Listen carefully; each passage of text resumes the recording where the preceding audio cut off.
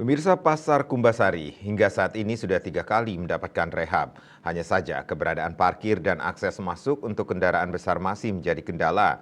Karena itu, ke depan diharapkan akses masuk untuk kendaraan besar dirancang untuk bisa meningkatkan kunjungan ke pasar tersebut.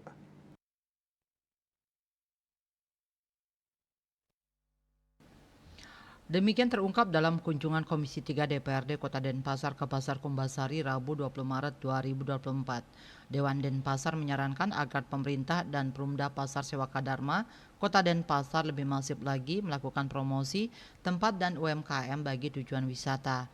Ketua Komisi 3 Eko Supriyadi menekankan jika lantai 2 sebagai sentra IKM dan lantai 3 digunakan sebagai kantor Dekranasda, maka dia menginginkan agar produk yang ditempatkan di kawasan tersebut bisa menguntungkan dan memajukan usaha kecil di Denpasar.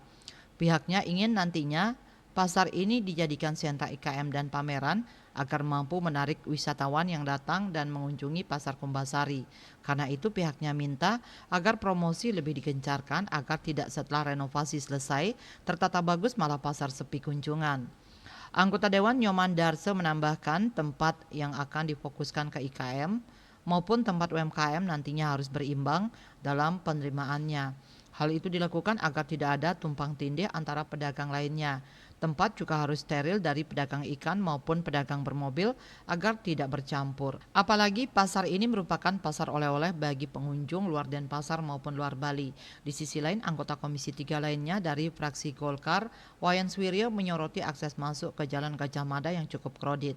Jika Pasar Kumbasari jadi tempat kunjungan wisata, ditambah sebagai tempat penerima tamu pemerintah, maka akses masuk harus steril. Akses masuk bus atau kendaraan lain dari travel harus dipikirkan karena Jalan Gajah Mada masih kredit. Juga akses parkir harus memadai dan dipikirkan ke depannya. Asmara Putra, Bali Post melaporkan.